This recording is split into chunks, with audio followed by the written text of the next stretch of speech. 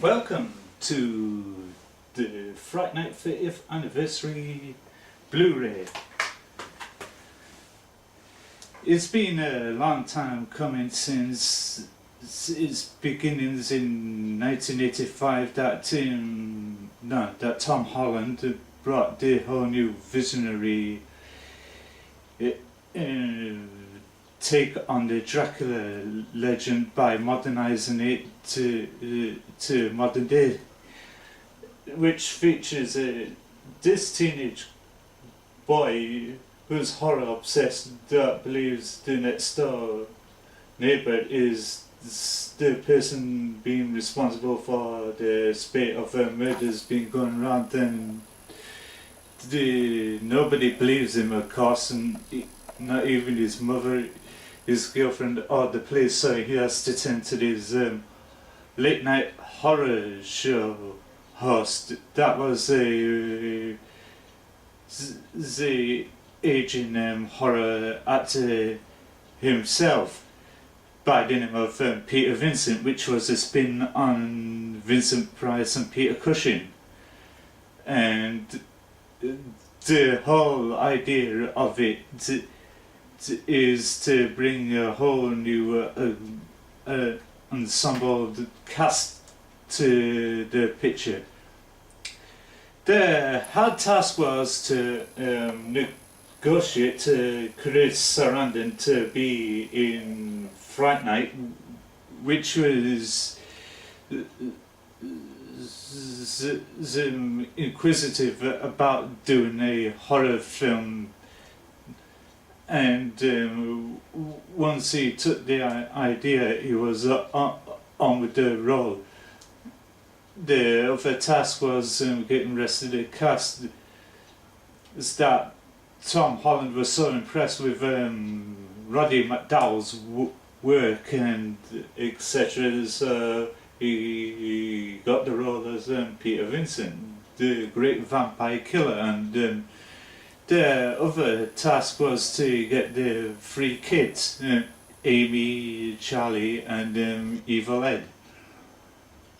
But there was so many young actors out there that auditioned for the role as Charlie Brewster, but none of them didn't seem to cut the mould of the character, so it turned to a Shakespearean stage actor, William Ragsdale, who went on to do other works in TV and film.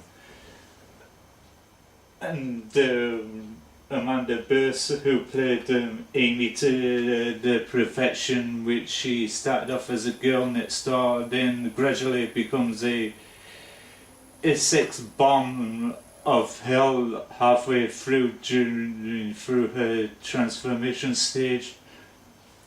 And Stephen Geoffreys nailed it as Evil Ed, which he later appears at the end with "Oh, you're so cool, Brewster," and it's so iconic in movie folklore.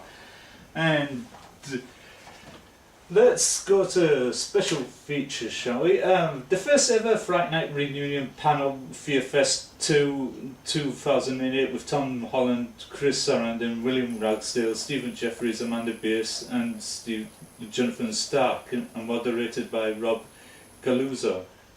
The Shot to You Drop presents Choice Cuts, which is a three-part interview with Tom Holland and Ryan Turek. The vintage electronic press kit with behind the scenes raw footage and interviews and behind the scenes and the music video and etc.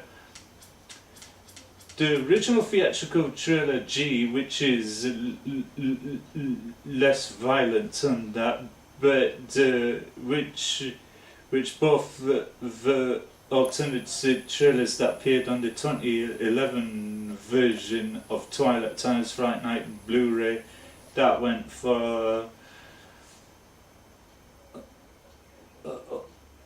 over 3,000 units or something on Screen Archives, which went very quick.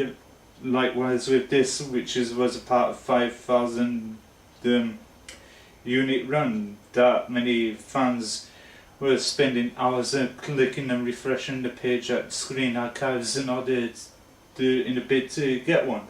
Some of them was successful and others wasn't. So they had to make do with over hyped price tags for this on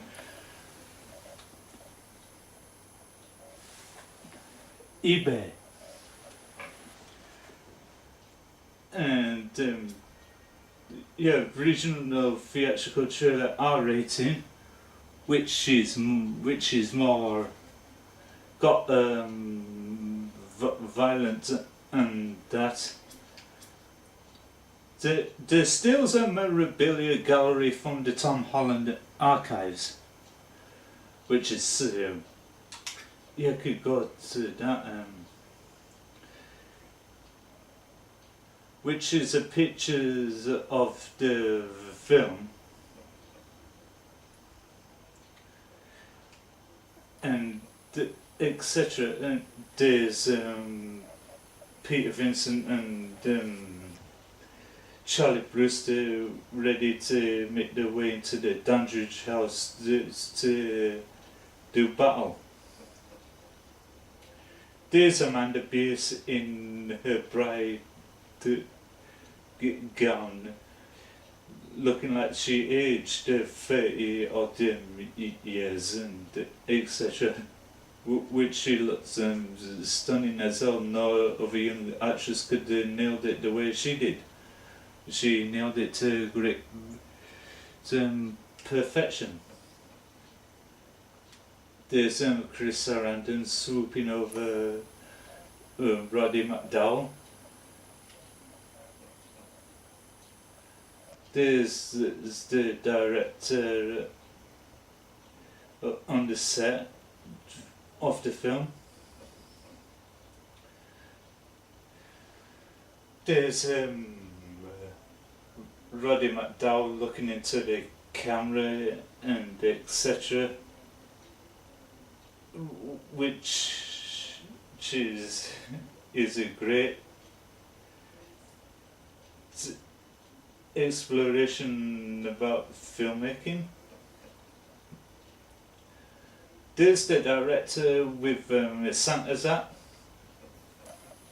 due to them working hard over Christmas to get it completed, and there's the crew with the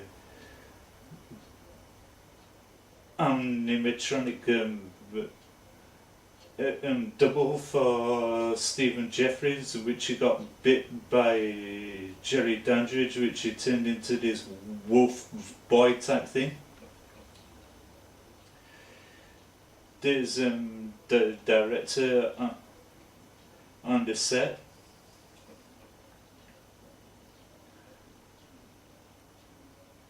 There's the director and one of the crew on the set.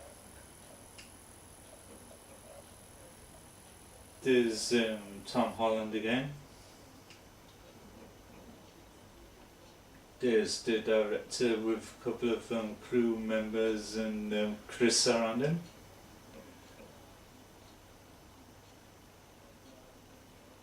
There's another behind the scenes still. Roddy McDowell with Chris Sarandon.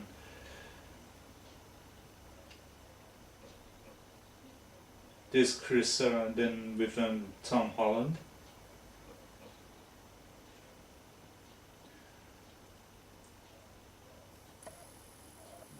There's the director Tom Holland on the set with the wolf boy of Evil Head. The director and a couple of crew members with Roddy having a break. There's Stephen Geoffreys with Roddy McDowell and the crew, behind the scenes shot of the disco tech scene, the dark alley set, Tom Holland consulting with William Ragsdale about going over the scene, which the whole entire film supposedly set in Rancho Corvallis. Is it in a small suburb in Ohio?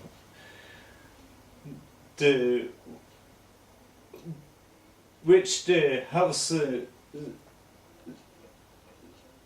I think was used in a couple of other pictures, like Elvira, the Mistress of the Dark, and a couple of other pictures, and etc. There's so many of them to look through. The reason why I've gone to the stills area, because there's no background music due to the compliance of the internet rules about incorporating licensed music in for video streaming and that for the likes of YouTube and etc. This was well put together. This 30th anniversary originally started off as a petition, I think, back in 2009, which many fans around the world signed in the petition to get a special edition disc of Fright Night done, but due to the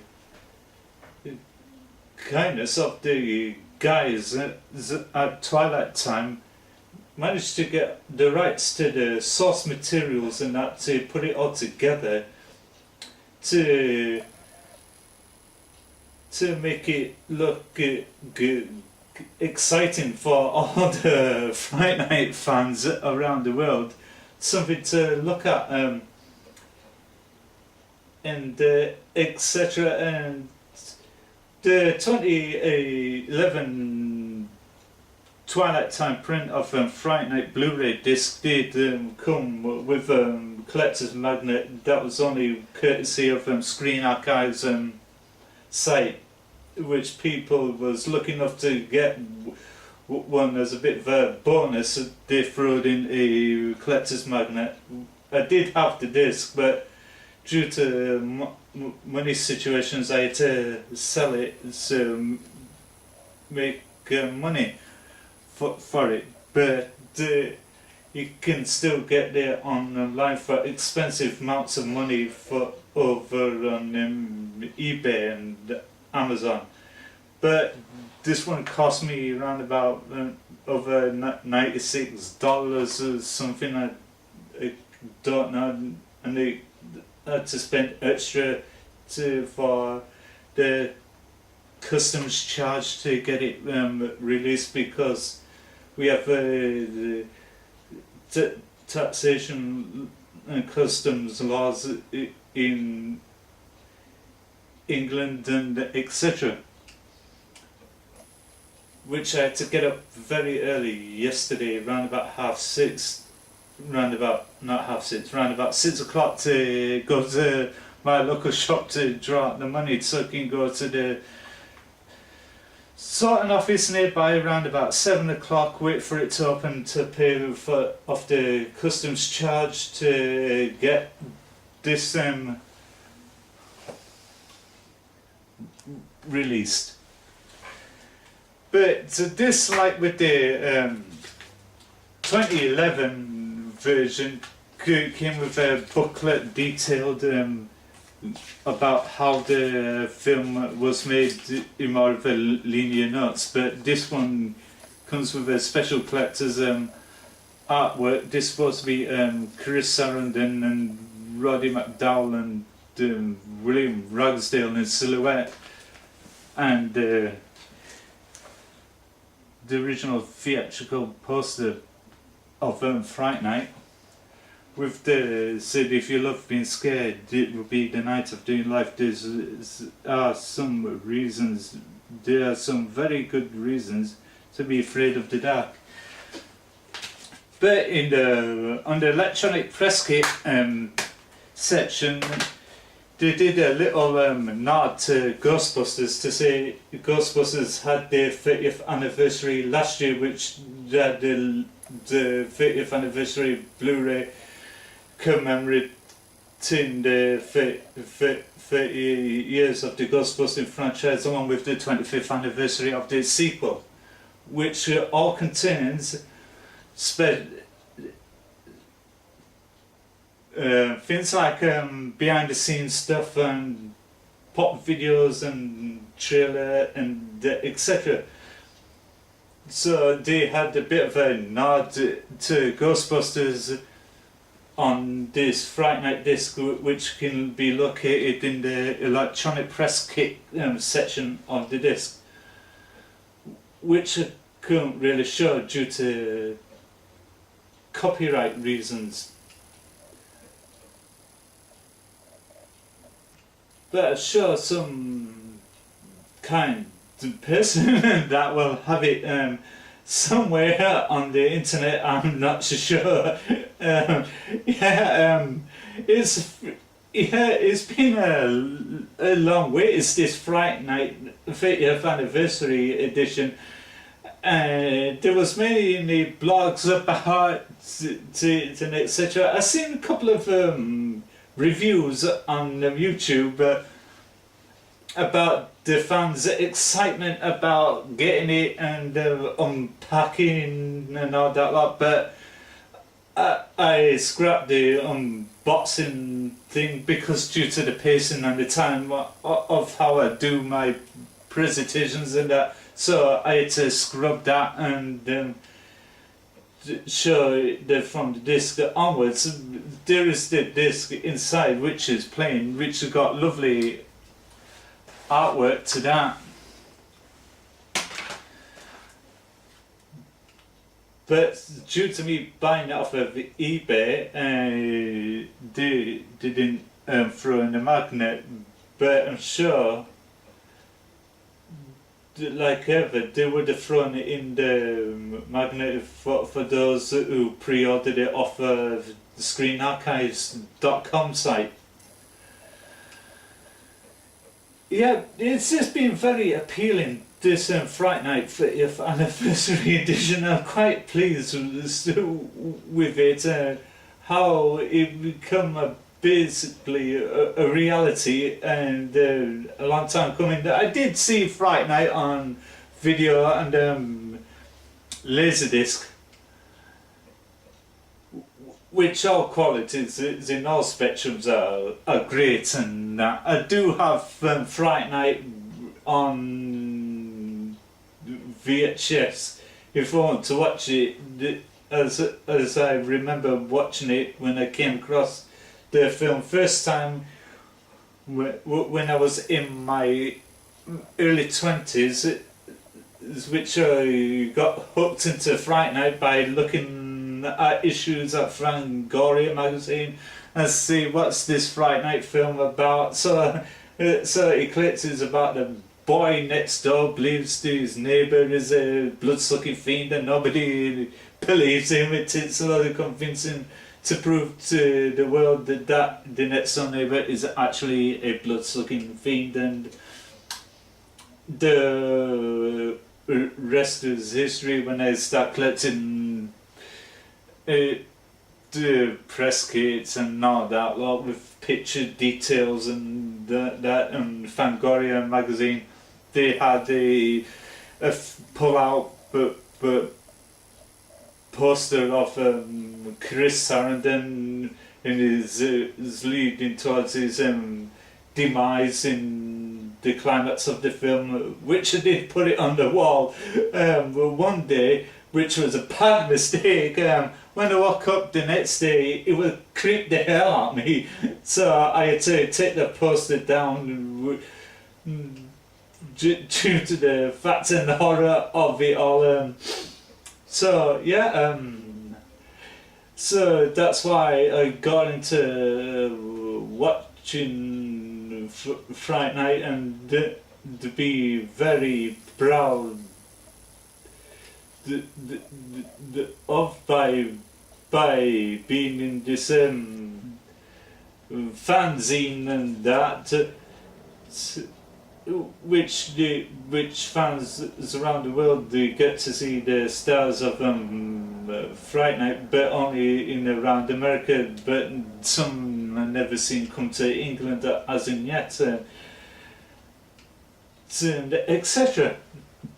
Which is a great appealing to me, to say the least. That's why I've spotted in the Fright Night jacket. Yeah, this is for part 2, which was the sequel, but which was not financed by Sony. It was financed by Fox Studios, who also did the 2013 version called Fright Night, the New Blood, set in Romania, which takes it back to the folklore and mythos of the vampire legend in the great way of storytelling, which was a complete nod to Philippe Mora, that took his horror sequel to Romania to tell the story about the werewolf legend, which are these sentient supernatural forces that originate from like the werewolf and the vampire and etc. There were so many retellings of the werewolf legend. The most favourite was American Werewolf in London, the John Landis feature, which was ahead of its time. It had the same kind of creativity, how to turn the man into a wolf, then vice versa. The hardest task was for poor Stephen Geoffreys, had to endure hours worth of getting up very early, arriving into the studio to get all the stage makeup on to go with the pacing and the tone of the scene. Likewise with Chris Sarandon and Jonathan Stark, and I think Amy Bearse also had to go through the same makeup process and at various stages, and that to go with a transformation from the girl next door to this fiery temperament to a vampiress is a bit of a nod to the Sigourney Weaver transition in Ghostbusters, which she started off as this elegant plain Jane, and all of a sudden gets possessed by this ancient demon that took over her body. Then all of a sudden she becomes a fiery breathing seductress that was all over Bill Murray in the film, which was a kind of laughing at, but I did eventually track down Jonathan Stark on Twitter, and he said, well, what do we have here? Vampire killers. And he tweeted me back and said, is this my line? So I replied back to him, yes, it is, etc. That kind of funny exchanges and that, but I'm not so sure that Amanda or Stephen isn't on Twitter. I'm not so sure. I don't think Chris Sarandon and William Ragsdale has got one, but I'm sure that Tom Hollands has got one. I'm not so sure. You better Google it to find it out. This is very appealing and very well conceived and etc. And there's the casting years on at a convention somewhere. Don't somewhere in America, I think. And yeah, this is very well conceived, and that after Fright Night, William Ragsdale and Roddy McDowell did come back for Fright Night Part 2, but which Stephen Geoffreys turned it down to for some reasons, and that so his character in the second one got replaced by Jonathan Grise, who starred as Louis in the sequel. Then a year later he was in a horror comedy about the whole complete funniness of having a comic nod to the Universal Studios horror monsters and that, which was very funny. If you watch the theatrical trailer to Monster Squad, do you see a little nod to the Fright Night with the Come To Me soundtrack by Brad Fiedel, which he also scored the Terminator, the Arnold Schwarzenegger picture and that. But due to the success of Fright Night, later on Chris Sarandon and Tom Hollands reunited for Child's Play, which was about this possessed demonic doll that goes around on a murderous rampage. It a bit like Fright Night, which is about this kid that believes that a person that's responsible for going around and causing these horrific murders, and like Charlie Bruce in Fright Night, to coordinates of Child's Play with Andrew Barclay. Nobody believes him, but the Chris Sarandon plays this detective that was responsible for creating this problem that spawned so many sequels and etc. And Jonathan Stark went on to become a accomplished producer and that for the comedy sitcom Ellen, stars Ellen DeGeneres and etc. But Amanda Bearse went on to become a fantastic director. She directed loads of episodes of Married with Children, which she starred as Marcy Darcy, which later become and Stephen Geoffreys went into something like male porn films and that. After Fright Night, William Ragsdale went on to become a accomplished TV actor that starred in sitcoms and other popular TV shows of the time. Chris Sarandon did a cameo in the Colin Farrell version of Fright Night, which was back in 2011. And before that, he played the televangelist in the comedy horror Tales from the Crypt, Bordel of Blood, which is great, and etc. Which was very good, this 30th anniversary Blu-ray, which was a total immense on that. But it's a shame that Roddy McDowell is not around today. He would have really loved it, partaking in this 30th anniversary, to get involved in things like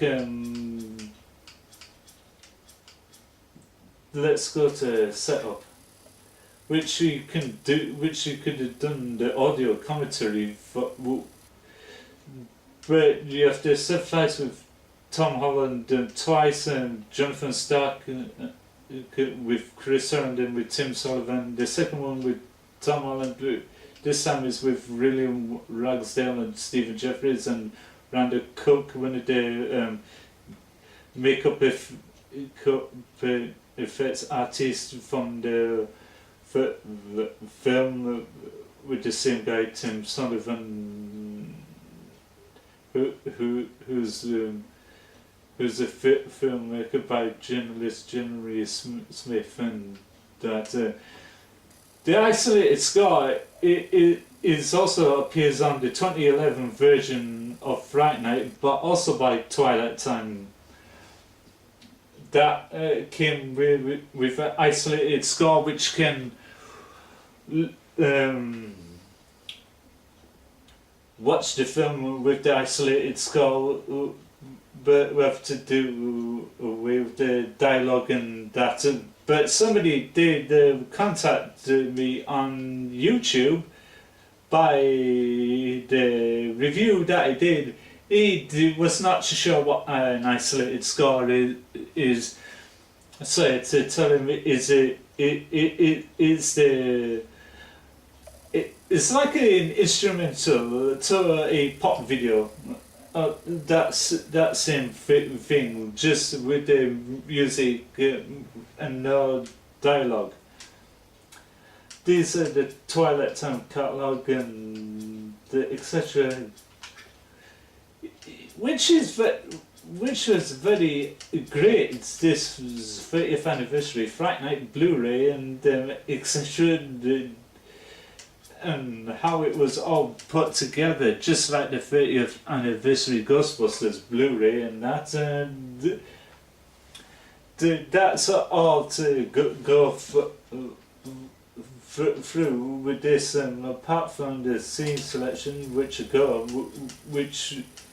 contains thumbnail pictures of the scene in the film and etc.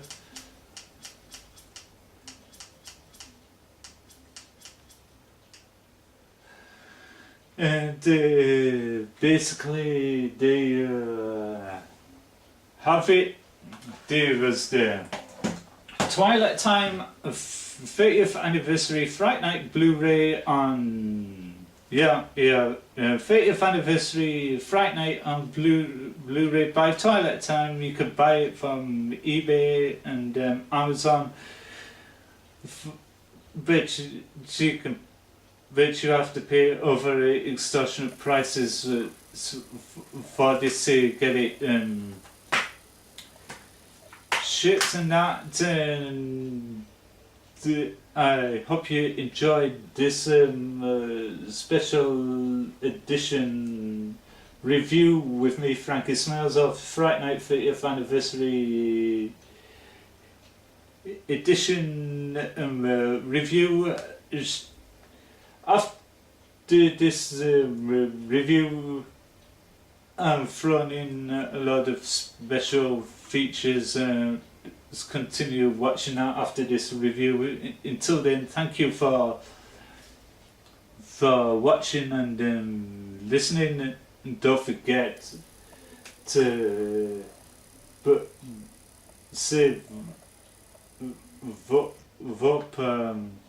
your cold hard cash to get this Fright Night the 30th anniversary by Twilight Time, and enjoy.